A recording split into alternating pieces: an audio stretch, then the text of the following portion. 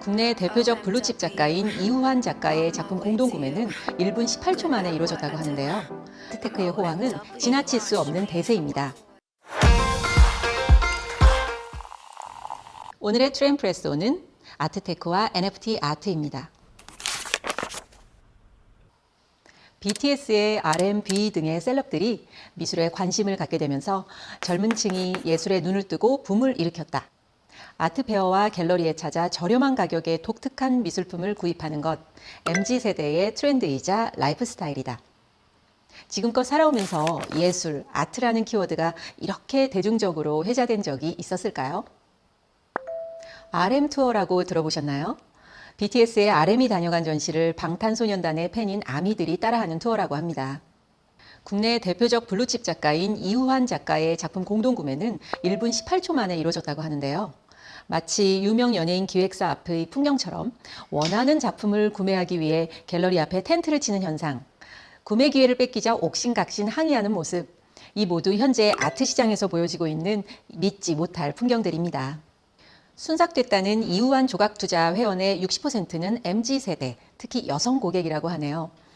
1인당 구매 금액을 보면 자신이 가치를 두는 일에 5, 60만 원 정도는 거침없이 지갑을 여는 MZ세대의 소비 문화, 투자 문화를 볼 수 있습니다. 올 3월 열린 화랑미술제는 지난해에 2배를 상회하는 매출을 올렸고 올 3월까지 국내 미술품 경매시장 낙찰 총액은 거의 800억 원, 지난 20여 년 만에 최고 매출이었다고 합니다. 9월에는 세계 3대 아트페어인 프리즈와 콜라보한 키아프 서울이 개최 예정이어서 이를 계기로 국내 미술시장 1조 원 시대가 무리 없이 열릴 것으로 기대받고 있습니다. 해외 유명 갤러리들이 줄이어 한국 분점 개관 소식을 알려오고 있죠. 해외 갤러리의 아시아 거점으로 한국이 지명된 것은 국내 작가들의 해외 진출의 청신호가 아닐 수 없겠죠. 젊은 작가들의 신작들이 경매에 쏟아지고 있습니다. 불과 1년 전에는 개인전에서 판매되던 작품들이 갤러리에 걸리기도 전에 경매장으로 직행하는 모습인데요. 작품 판매가 활발한 것은 좋지만 작품 자체에 대한 관심보다 미술품이 시세 차익, 돈의 가치로만 인식된다면 작품에 혼을 담는 작가들은 허망하기도 할 것 같습니다. 돈 되는 작가만을 찾는 사람들에게 작가의 끊임없는 고뇌와 철학이 과연 눈에 들어올까요? 오로지 연예인이나 스타의 선택에 따라 뜨는 작가에게만 쏠림 현상이 보이는 것도 문제일 것입니다. 지난 화랑미술제의 한 갤러리는 셀럽 출입 금지, 애호가는 환영이라는 문구를 내걸기도 했었죠.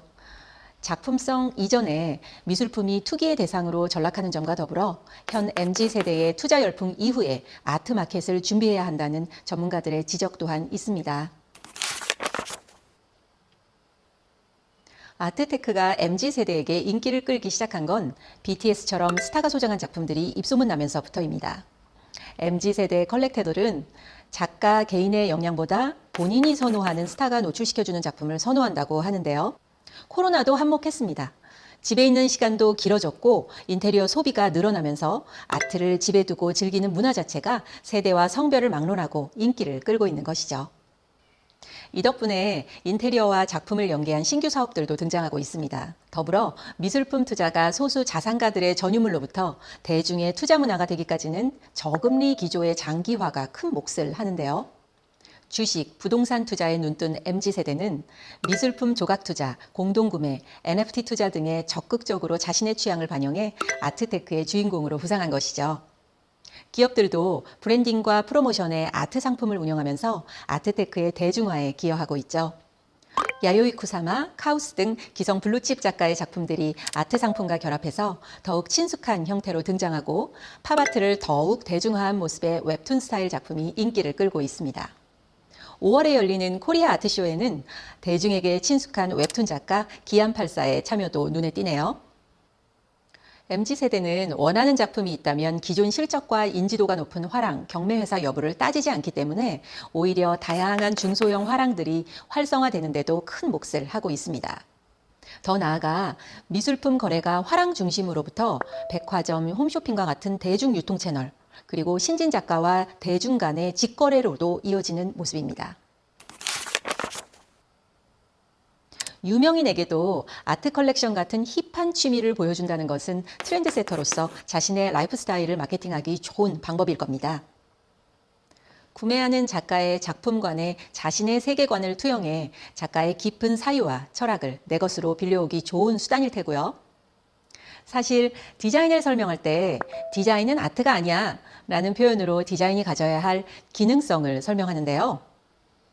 아트에 재테크가 붙으면서 아트는 디자인 이상으로 기능적, 도구적으로 변화한다는 생각이 듭니다.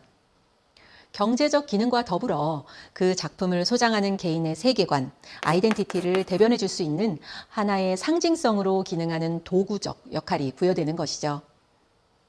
요즘 유튜브에는 NFT 아트 시작하기 등의 대중 NFT 아티스트들을 위한 영상들이 많이 떠오릅니다. 아트의 형태가 다양해지고 누구든 아티스트가 될 수 있는 접근성이 갖는 매력은 분명합니다. 하지만 이들이 지속적인 작품 활동으로 세계관을 구축해 나갈 진정한 작가인지 거품 현상에 편승한 일시적 현상인지는 더 지켜봐야 할 것 같습니다.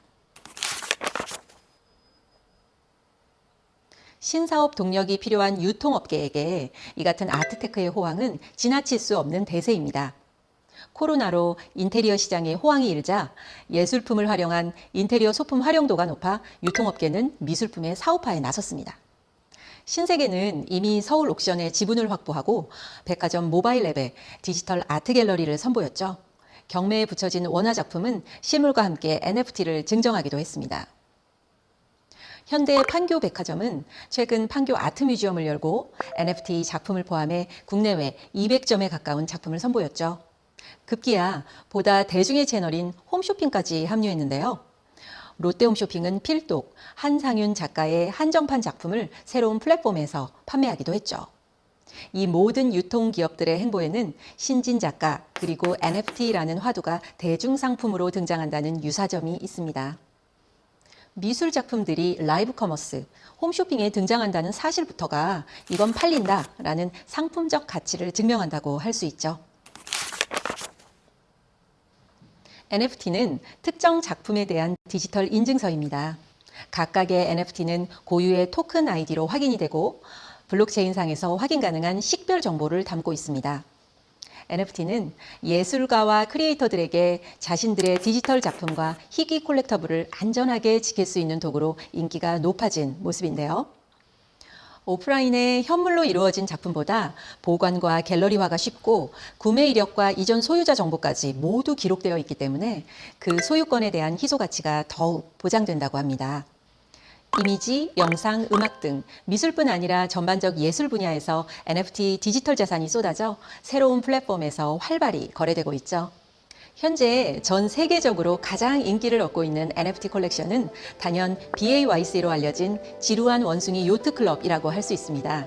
NFT 아트계의 모나리자로 기대받았던 크립토펑크의 모티브로 가장 빠른 시간 내에 원작보다 더 큰 성공을 이룬 NFT 컬렉션입니다. 이 NFT 아트와 커뮤니티에 관해서는 다음 영상에서 더 자세히 다뤄보겠습니다.